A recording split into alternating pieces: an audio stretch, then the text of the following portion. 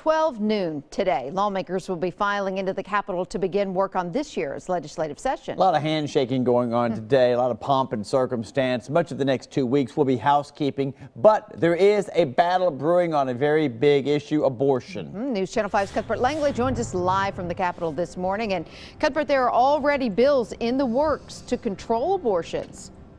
There are, Amy. This all goes back to November when Amendment 1 was passed by 53% of the voters. Basically, that amendment gives lawmakers more power to pass abortion laws, and it seems like they are doing just that. As you said, already 2 bills have been filed that will work to control abortions, the first of which was filed by Representative Rick Womack. And basically, that bill requires a woman to get an ultrasound before getting an abortion. If she refuses to have that ultrasound done, the doctor still will do the ultrasound and describe what he's seeing, describing the fetus to the mother.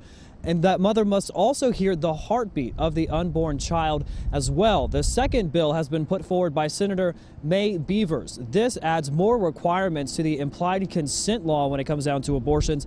Thing is, they tried to do that back in 2000. They tried to pass a similar law adding more requirements to that implied consent law, but the state Supreme Court said you couldn't do that without a constitutional amendment. Well, now that we have one, that seems to be what's happening. And already those who support abortion rights and access to abortion are protesting. There's a rally plan around Capitol Hill beginning this morning.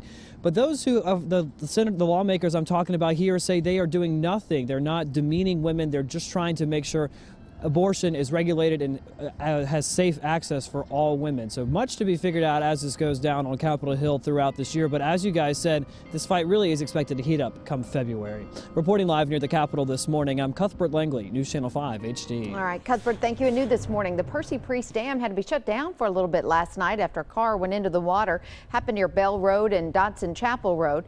Police say the driver swam to shore once the car crashed, and he told police he was trying to commit suicide and is currently undergoing a mental evaluation.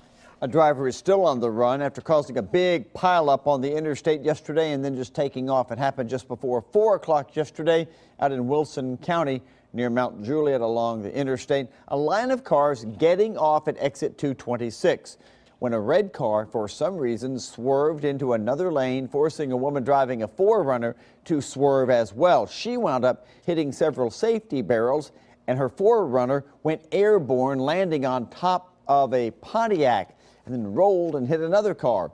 2 people were hurt. THP is looking for that first driver, though, that I spoke of, the one in the red car, because that person caused the whole mess. If you have any information or you saw that crash yesterday, call THP. Meantime, that woman that was involved in the fatal accident on I-65 over the weekend has been fired from her state job. Yesterday, the Tennessee Department of Corrections told us that 38-year-old DeLois Beasley has been terminated from her position. She was working at the Lois DeBerry Special Needs Facility. Beasley was the one driving that 2002 Escalade that wound up being in a fatal accident when she plowed into the silver Corvette head-on along I-65 near Old Hickory Boulevard. Beasley traveling the wrong way when she hit that Corvette, killing the driver of the Vet and injuring the passenger. She's expected to be charged with vehicular homicide by intoxication and vehicular assault. And Steve, we have some new information about a fatal shooting we first told you about yesterday in Goodlettsville. Police were called to the Motel 6 on Cartwright Street just after 10 Sunday night.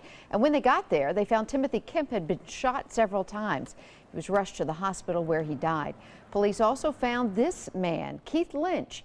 They say he admitted to shooting the victim 6 times, though didn't say why. He's facing criminal homicide charges. Amy, the 13-year-old girl tragically killed after gunmen targeted her house for some reason, is being laid to rest today. Ciasia Watkins was sleeping at her grandparents' home in Lebanon when she was hit in the head by a bullet last week that came through the wall of the home. She was taken to Vanderbilt, where she passed away. Her visitation will be this morning from 11 until 12 at the J.C. Hellam Funeral Home in Lebanon. The funeral will follow at the College Hills Church of Christ. Police are still searching for the gunman in that case. And 3 people had to go to the hospital after a bad wreck on Cadiz Road. Police tell us a man was pulling a trailer loaded with tobacco yesterday when he was rear-ended by another driver. Neither of the drivers was hurt, but the trailer had 3 kids in the back seat.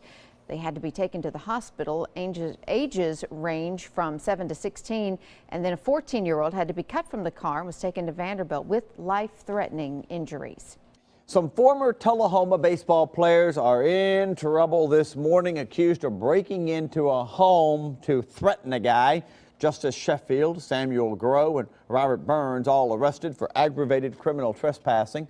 Tullahoma police say they broke into a home on Cumberland Avenue yesterday to, quote, discuss some issues with a man who lived there. Sheffield's also facing charges of aggravated burglary and underage drinking. Look at the picture there. He was the National Gatorade Player of the Year and had even been drafted by the Cleveland Indians. He posted a bond of $5,500. He'll be back in court next month.